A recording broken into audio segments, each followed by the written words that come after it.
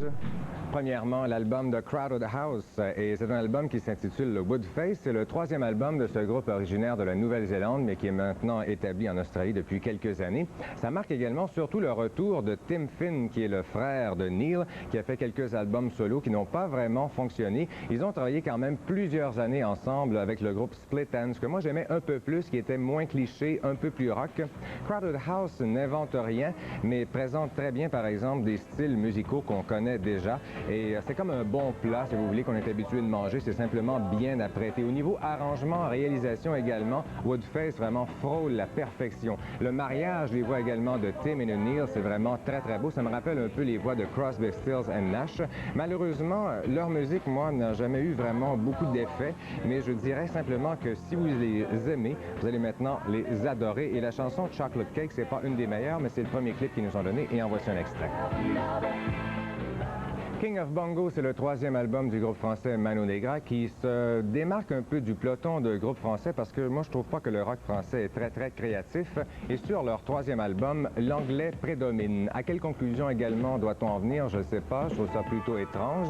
Je trouve que c'est une raison de plus d'admirer les groupes québécois ici. Je pense qu'on est plus francophone que les Français au Québec et on a comme pas le choix. Il faut se battre pour notre langue. On est vraiment submergé d'anglophones un peu partout. Musicalement, je trouve que le rock d'ici est quand même supérieur et assez original. Mais revenons à Mano Negra. Sur l'album, c'est un peu la recette habituelle, c'est-à-dire des influences punk, rock, reggae, un peu de ska, apprêtées à la sauce du groupe. Mais ils ont enfin réussi, à transposer sur disque l'énergie qu'on retrouve sur scène. Moi, j'avais plus ou moins aimé leurs deux premiers albums. Celui-là est meilleur et je les ai découverts surtout lorsqu'ils étaient en spectacle. Ils sont vraiment excellents sur scène et il y a une meilleure réalisation sur cet album-là que les deux premiers. Voici un extrait de King of Bongo.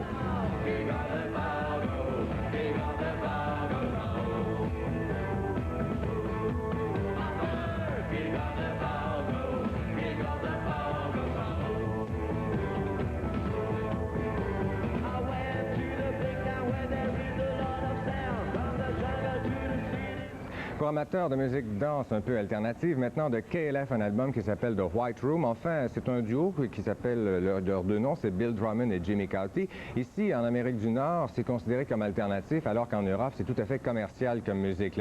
Et eux sont plus les responsables du projet, plus que des figures de premier plan. C'est eux qui écrivent, réalisent. Ils ont plusieurs invités, des musiciens, des chanteurs. Et auparavant, on les connaissait sous le nom de Justified Ancients of Moo Moo. Moi, je les aimais beaucoup. Ils nous ont sorti deux albums de danse assez expérimentaux. Également, ils ont eu un numéro 1 avec Doctor in the TARDIS sous un autre nom qui s'appelle The Time Lords. Et là, ils se sont finalement fixés sur le nom de KLF. Ils ont sorti plusieurs maxi très, très bons. Également, deux albums d'ambiance.